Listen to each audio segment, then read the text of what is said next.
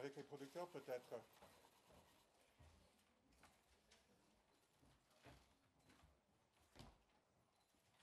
Merci beaucoup. Si vous voulez prendre vos places, please take your places. Bonjour. Bonjour à vous. Ah, merci beaucoup. Ah, ça fait. Je suis pas le premier à vous le dire. Ah, ouais, ça frotte, hein.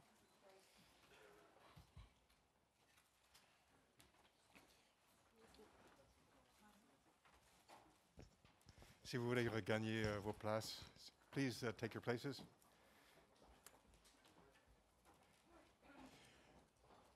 Welcome to the press conference for the Cannes Film Festival's opening night film, and what an opening it is. In competition, Annette. We're thrilled to have so many of the creative forces behind the film with us this morning. I'll introduce them starting at the far end of the table. This is his first film in Cannes, the film's producer, Paul-Dominique Vacharacintou.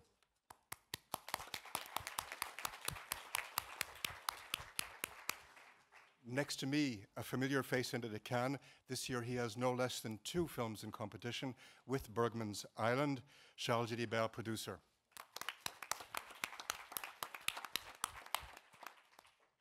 In the lovely pink polo, a cult figure from his 279 appearances in The Big Bang Theory, in the role of the conductor, Simon Helberg.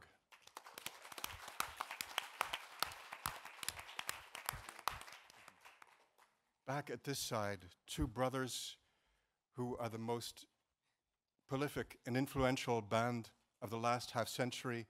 They're the subject of Edgar Wright's current documentary, The Sparks Brothers, the musicians, the composers, and scriptwriters of the film, aka Sparks, Ron Mael and Russell Mael.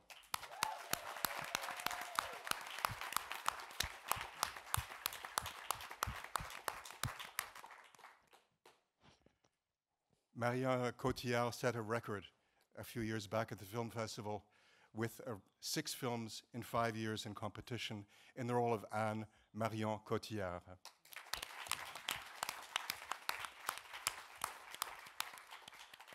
And finally, he's been electrifying the festival since his first feature in 1984, Boy Meets Girls, the phenomenally gifted director, co-scripter, scriptwriter, and wizard, Leos Carax.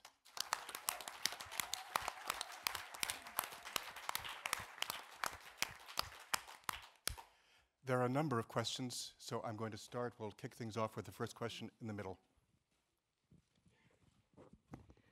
I'm a journalist from Japan. Thank you for your great film. Several countries, including Japan, are involved in this film. Please tell us how important international co-production is to you. Question to Leos. Thank you. And perhaps the producers could weigh in on that as well.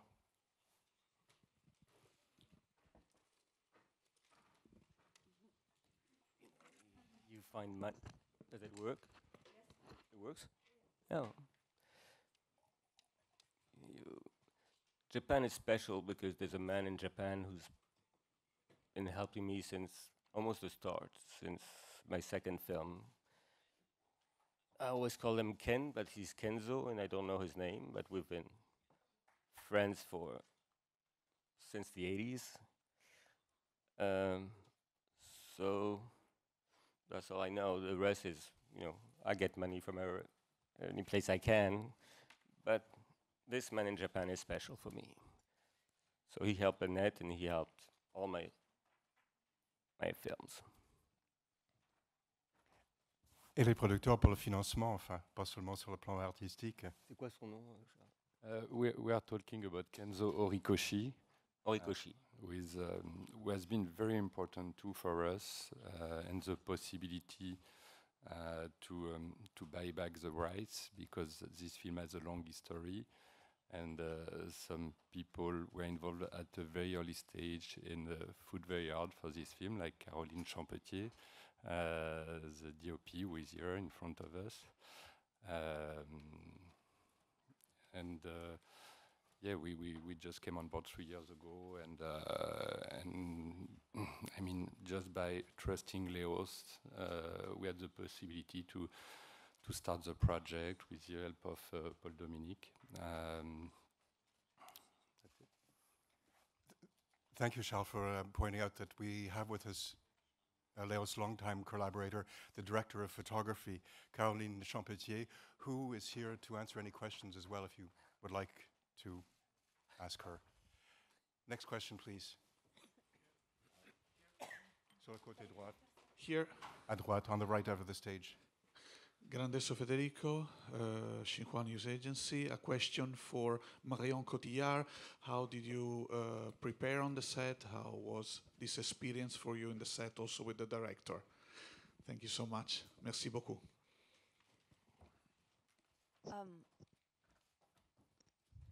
Well, prepare on the set. I don't. I came prepared on set. I mean, as much as I could. The specificity of this movie is that it's a musical, but all these the singing is live.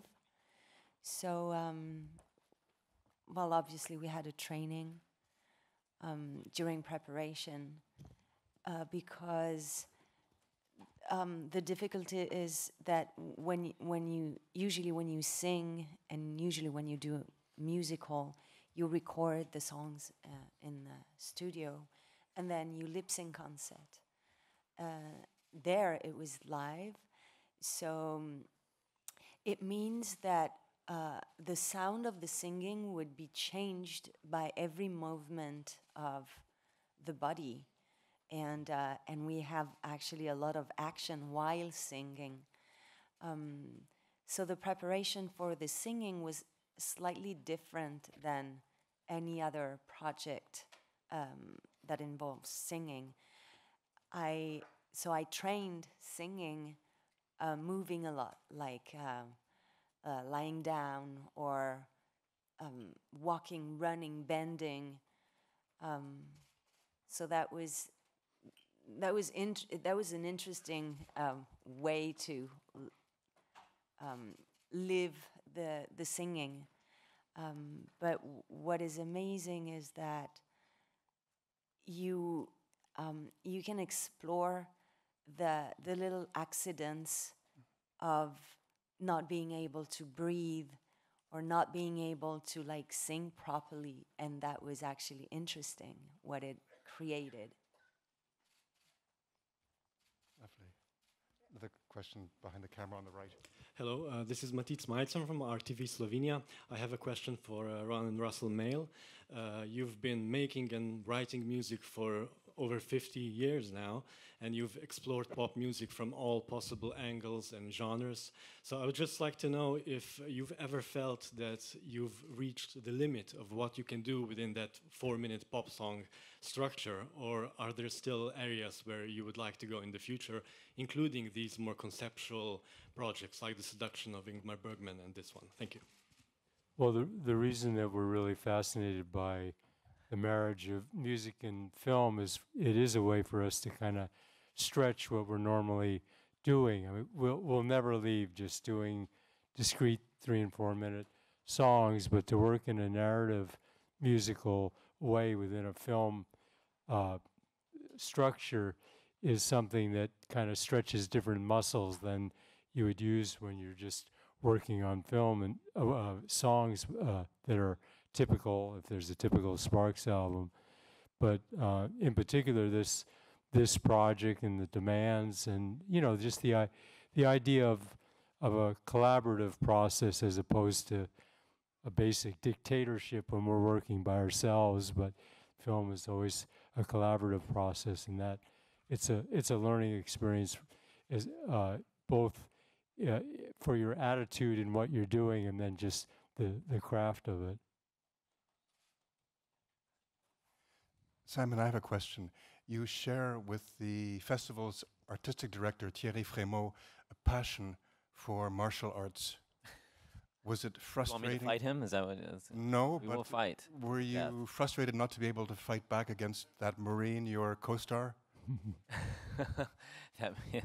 I had no chance with Adam. When he picked me up, I actually was afraid he was going to launch me across the pool into the bushes. Despite what you see on screen, he's rather big. Yeah, I just had to submit. Thank you. A question on the left. Bonjour, good morning. I'm Alessandra De Tommasi from Lego, Italy. My question is to Madame Marion Cotillard. I would like to ask you, since this movie is also about fame, the lack of power, do you think that on artistic level, a person can be crushed under the pressure of failure and can totally destroy their lives? And if Mr. Elberg would like to add something, I would love that. Thank you. Well, for me, it's more about the need of recognition than fame. Actually, what the characters are going through, and the need of recognition. We all have it. We need to be recognized by our parents and our families, our friends, to find our place. And so I thought this aspect of the movie was very interesting, and it was very interesting for me to build the character. Because even if you have recognition, I had the experience to have kind of a big recognition, and then still the need is in me. So it's been a big question in my personal life. Why do you need to be looked at, heard, loved by so many people you don't even know? And how it can build your confidence in a way, but also how it can destroy you, especially when you don't have enough love for yourself. To have this mirror of so many people who are loving you, there's something that can put you in a situation where you think it doesn't fit. It's not logical. And then it can destroy you more. And we've seen many celebrities going down because the picture is there's something wrong about it. A question in the middle, yes, Madame. Oh. Add something, please? I've asked him as well. Yeah. Yes. Can you repeat that, please? Yeah, I can add just a second to that. I mean, yeah, it's a very interesting thing. I think in the movie explores it so beautifully. Is that need that people who create have, or people who do comedy, or needing a laugh, something that's sort of involuntary, and you can't really. There's a whole song about making people laugh, and you can't really make people laugh. So there's something. I guess there's a struggle between feeling like you're exploiting yourself sometimes for that validation or that spotlight, and I think that's just a struggle that creative people have. Is you can't really do it alone, and sometimes you have to hold on to yourself, I guess, so that you're not just completely corrupted by that desperation for approval. Thank you. Please, in the center. Bonjour, c'est une question encore une fois qui vient du Japon. Je voudrais poser une question à Monsieur Carax. Pardon, je dois. Prévu nous dire un petit mot sur notre amie Michiko Yoshitake, productrice japonaise qui a produit votre ancien film Tokyo. Et vous avez glissé son nom dans la générique de Annette pour dire un remerciement à elle. Merci. I speak French or English? Comme vous voulez, as you like. I can speak English. Oh, I don't know. Michiko, so also someone I've known for 30 years, and I never knew her full name because So Michiko was the go-between between me and Kenzo, and I owe a lot to both of them. And Michiko, of course, died a year or 2 years ago. And she became a producer. She produced this film we made in Tokyo. That's the story. Ron and Russell, the film has a long gestation period. What first brought you to the idea of, I don't know if you call it a rock opera, but a longer musical project? And how did you come to Leos, and what happened along the way?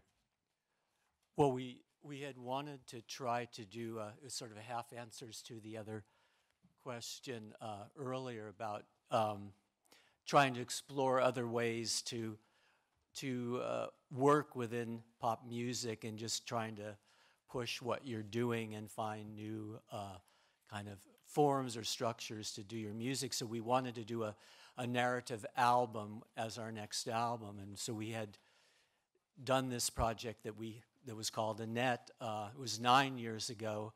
And we thought we could actually tour with it, and that I would be doing the Adam Driver character, the stand-up comedian. Ron would be the Simon character, doing the conductor, and that we would have an opera singer join us live to do this as a live theatrical presentation, doing the Marion role. And we had that project done, and the album was complete. We thought it would be Sparks' next album. And then we came to Cannes 8 years ago, and we wanted to meet Leos because he was kind enough to use one of Sparks' older songs, How Are You Getting Home, in his last movie, in Holy Motors.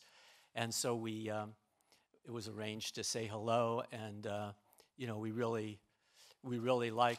loved Leos's films for a start, and when we met Leos, he didn't let us down for what we imagined him to be, and so we really got along well with him just in our little brief get together here at Cannes 8 years ago. And we got back to LA, we said, God, we have this thing, Annette, and just out of curiosity, we thought we'd send it to Leos, not expecting anything, not even asking for anything, just because Leos had expressed that he liked what our group does. And so we sent it to Leos, and after a little bit, he responded favorably, but said he liked to think about it, and got back to us and said he'd like to make this be his next film, and so we were astounded because we respect Leos's work so much, and just to do a movie musical with him was like a dream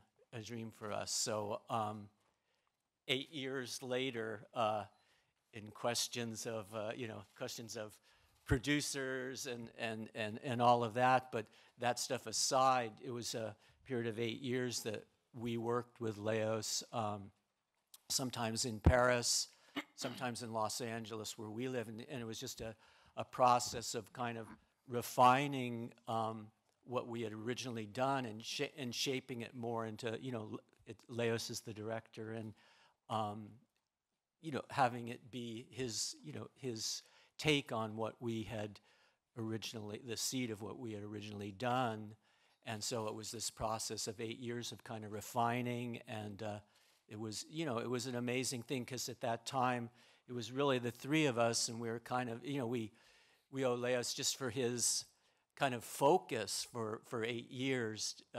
We're always determined when we do projects, but to find a soulmate that also dedicated 8 years of his life to kind of making this project happen. It's a rare thing, and he had the same kind of focus and dedication in the project that, for us to be here at Cannes now with this it's just amazing. So did I answer the question? I don't forgot what the question was, but anyway.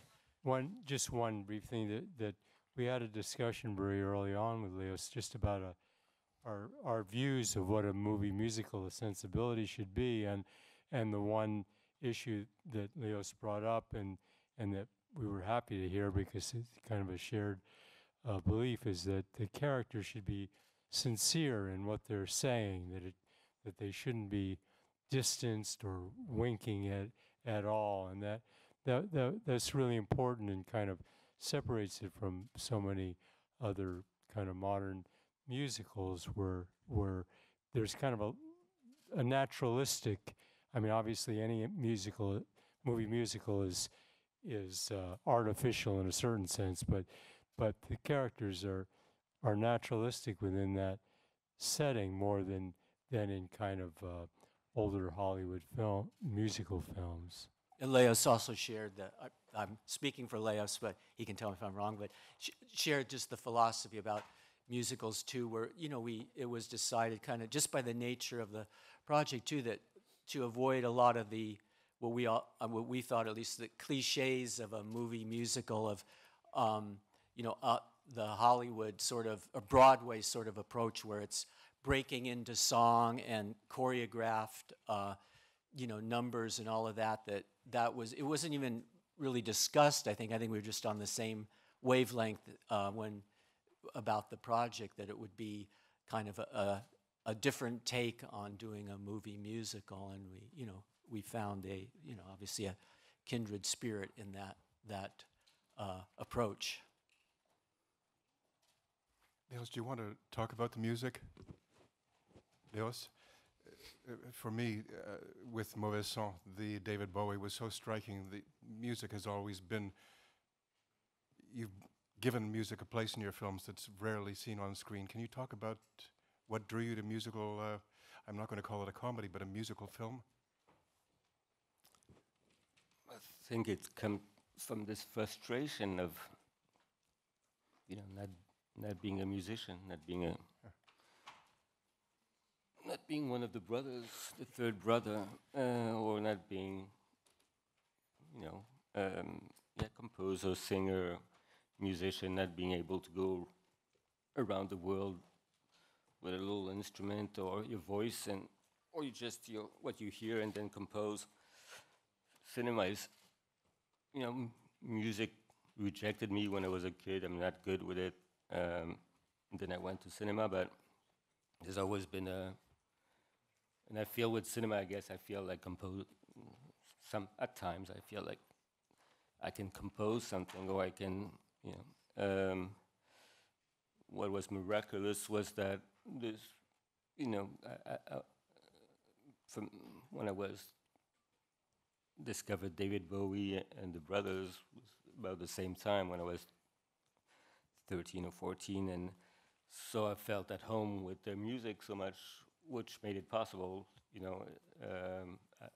I always wanted to do a film with music, in music, or whatever you call it, but I always thought it would be impossible because I never thought, how do you talk if you don't compose music, how do you, it's like with light, with Caroline, I can't do anything on a film. I can't hold the camera, I can't light, I can't take the sound, I can't compose the music.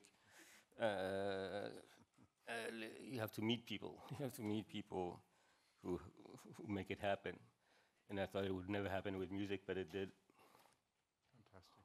Thank you. A question on the left.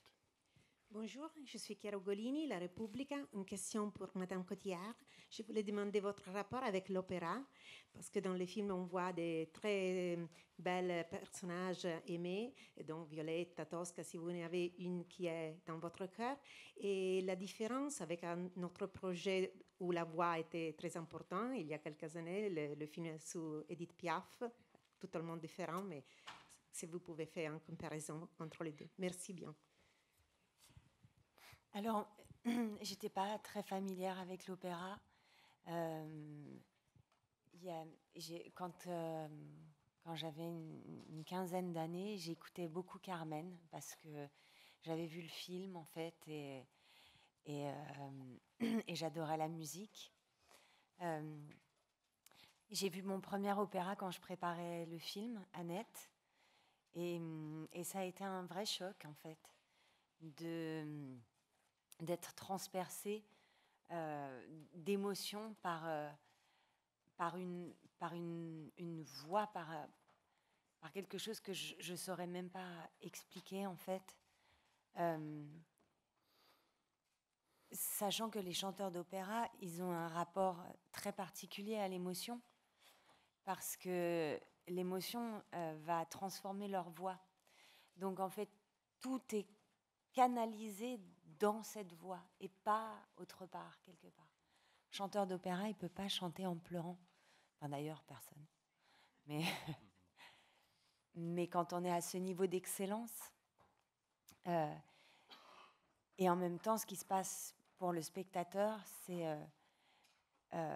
c'est très très fort.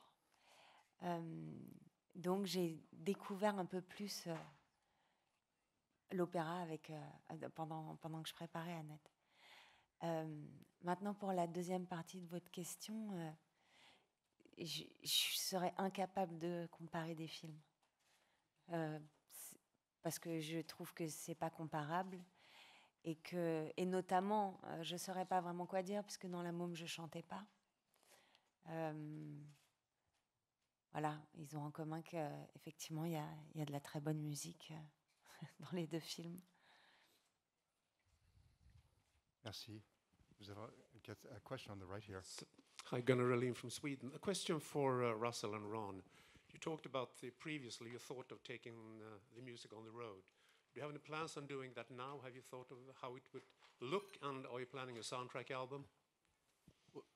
For Annette, a soundtrack? Yep. There is a soundtrack album, yeah. There's one that's out now that's sort of a highlights of the album. It's called Can Edition, and it has 15 pieces, but there will be soon the entire soundtrack as well for all of the pieces. I think there's 42 pieces of music in the film, and no, I mean we don't have immediate plans of Annette live, but at some point in the future it would be something that we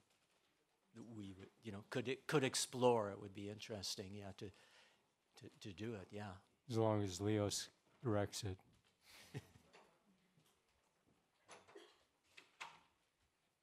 On the left, Madame. Oui. Bonjour. Je vais parler. I'm going to speak in French. So, Elie Mastorou pour Métro, Belgique. Une question pour Monsieur Carax, mais si vous voulez compléter. Donc, c'est un scénario une histoire qui vous était proposée donc par les Sparks cette fois-ci, contrairement à vos films précédents. Mais je voulais quand même savoir comment vous vous êtes approprié cette histoire et quels éléments de vos obsessions artistiques, romantiques, politiques on peut trouver dans ce film. Merci.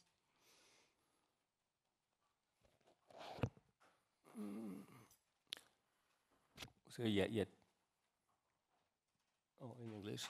The three things that this gift Russell and Ron gave me, what I consider a gift of Annette. There were three gifts, actually. There was music, there was English language, which was my first language, although I've lost it a bit. And there was the fact that I didn't imagine it, they did, which is very liberating. And the three things were liberating. I always wanted to make a film in English. I love English, obviously. I only read in English, I don't read in French. I've been listening to, obviously, to American and English singers. So the fact that I didn't imagine Annette was, I guess, how you work on an opera. You get a libretto, how do you call it? Yeah. Livret? Yeah. Libretto.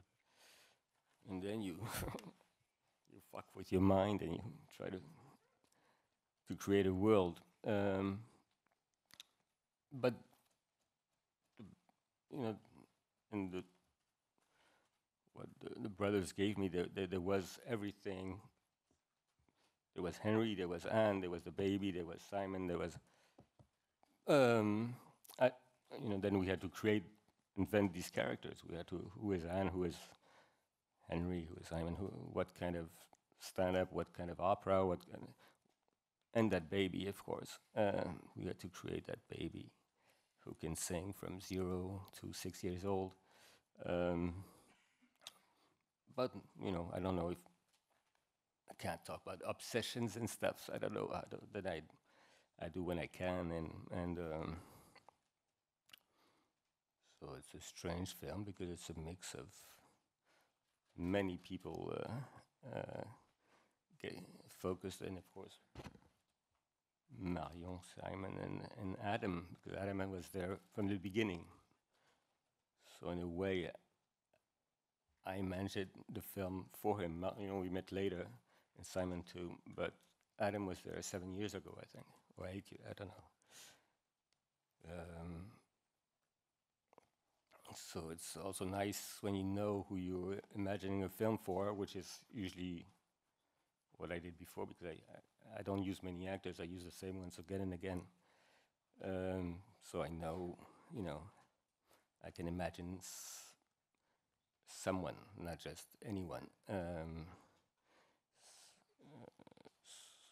So yeah, I don't know if I answered the question. Can I also just add too briefly, when we first had been, you know, conceived it, that it was sort of in 2D, you know, two-dimensional, because it was an audio recording, and even though we had plans at some point to try to maybe stage it, we obviously never saw what it was going to look like. And so when Leos entered the picture, it took this massive detour in a positive way, where scenes that we had done originally, but they were musical only, like take like the scene on the boat during the storm. We could only in our minds imagine what it would look like, and then when, you know, Leos then and everybody involved with the film, you know, kind of took it to this other level that we could never have imagined. And just that scene for us is kind of just so beautiful. And, you know, like Leos's decision of how to, for instance, how to shoot that scene, whether it's going to be on an ocean or whether it's going to be sort of maybe more, I don't know, artificial, but in this beautiful way, you know, was his, you know, obviously his doing. And so things like that we originally saw only in our heads, then Leos kind of, you know, he took it to this other kind of level of that we could never have imagined, and it just the beauty of scenes like that for us was just staggering. Also, the characters, since it was a theatrical idea, the characters were more two-dimensional, and so Leos really brought out the three-dimensionality of all of the characters, making them more rounded than sketchy, which was a part of the original version, but kind of more theater-like in our concept. But the characters became a lot richer, much richer. Simon, Marion, could I ask about that, about Leos's way of working with you in pre-production, talking to you about the character, and on set, what he was telling you?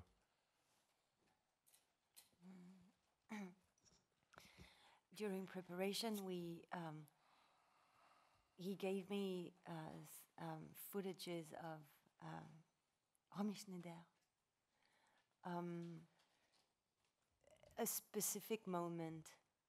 Actually, we talked about love, about those characters and how they meet, and how we see the very beginning of their love story.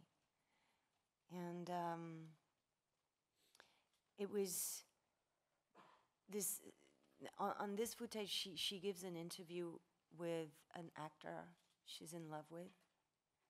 And it's very interesting what you can see when she's not talking, when she's just looking at him. So it was this feeding that was very important. And on set,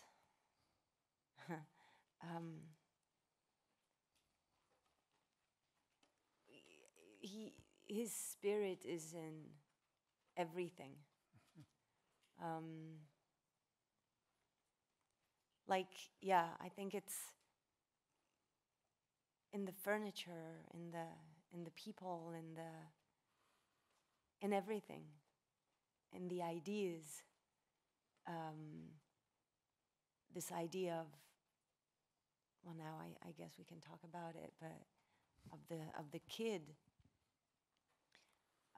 which was a big part of preparation, because I had to. Well, the people who created this kid manipulated it, but Adam and I had to manipulate the kid sometimes, and everything was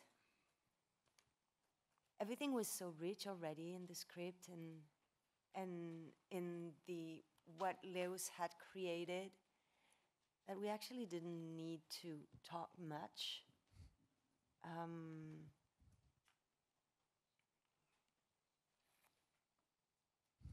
I mean, the direction was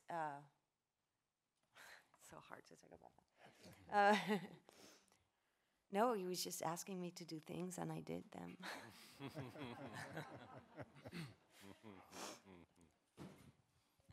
Basically. That's right. Yeah, it was kind of like going to set was kind of like going to church. It felt very profound and quiet and mystical and demanding, and in a beautiful way. Leos would ask me to do certain things like that were just impossible physically. Sometimes lift a hand off the piano while you're playing, and then lift your other hand off. I said, well, then you want me to play the piano with no hands? And he said, you do not want to disappoint your French director, do you? I think I got that in an email one time. So who does want to disappoint their French director? Not me. Actually, every day we had to face difficulties. Not that Leos wants to put us in a situation like this. It's not like a willing, but every day was like singing while smoking is well, you cannot imagine it, how hard it is. But at the same time, it was, you never knew what the day would look like. And even when you thought, oh, well, today it's, I don't see where it's going to be difficult. And then suddenly you're on like 30 centimeters heels and you need to sing on like this path and not watching where you go. Actually, this is the only one time I said that I couldn't do it, like that it was not possible. I was so scared I would fail and break my leg or something. But yeah, every day was a surprise, and but at the same time, something that was so deep that we would do. Yeah, basically, we would do anything he asked. You want me to sing underwater? Yes, I do. Okay then. You have a question on the right. Bonjour, j'ai une question pour Léo Carax, Gabriela Bravo de Cultura y Arte du Chili. Votre mise en scène est très innovatrice, mais votre sujet est assez conservateur, comme c'est le sujet d'un artiste maudit et hanté qui devient violent. Trouvez-vous que le film est indulgent envers cette violence des artistes, donc la violence qui est source de création?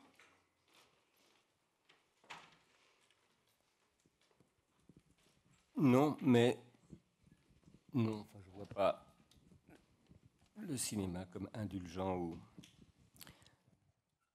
Ce qui est sûr, c'est que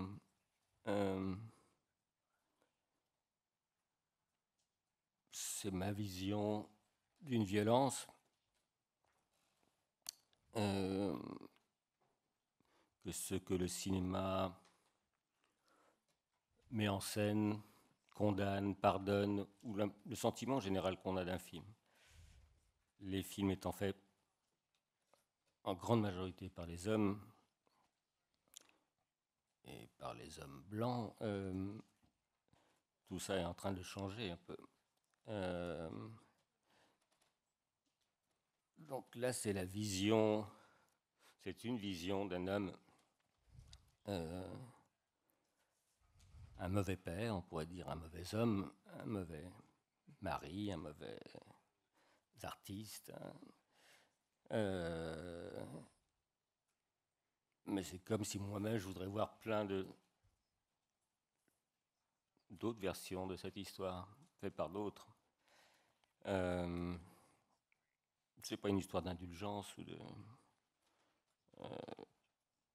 parce qu'un film n'est pas un procès. C'est peut-être ce que dit le film un petit peu, c'est que il faut se battre, mais il faut faire attention à ce qu'on espère, parce que dans la condamnation,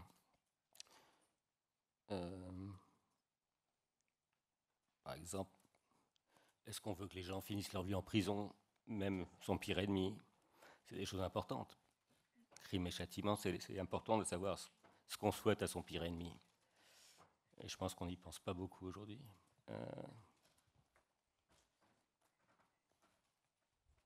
Thank you. Yes, one last question over here on the left. Hello, Stephen from Belgium. I don't know how far you want to get into this, but a question about the real star of the movie, Annette. Was it the design? What was it? What was it like for the actors to work with her? For the brothers, how did you? What was it a surprise for you to actually get to see her? And what was the design like for you, Leos? Thank you. Well, the whole film became possible when, obviously, I didn't know how to do Annette. Nobody, how do you do this little girl? And then, you do as usual. You say no to certain things, and then you focus. No to animatronic, no to 3D, no to virtual imagery or whatever. Then you're left with a puppet. I knew nothing about puppets, but so then you try to meet people to go into. And then I met two young puppeteers here in France, Estelle and Romuald, and they made the film possible. I had tried puppets in LA because the film was American first. Then I had tried puppets in Tokyo because it's a Japanese co-production. But I could never see Annette, and it's only with these young people in France that I started to think, okay, this film is possible with them. And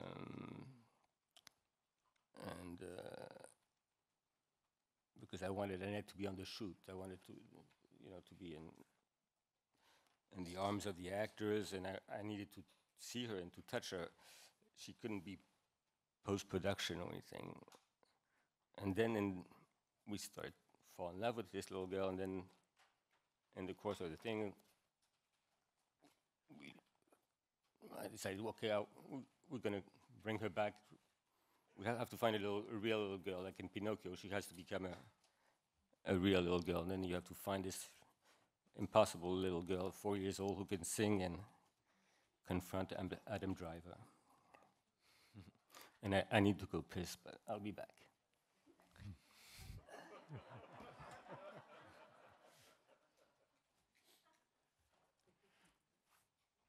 I'd like to thank our guests so much for coming to talk with the film. The film's open.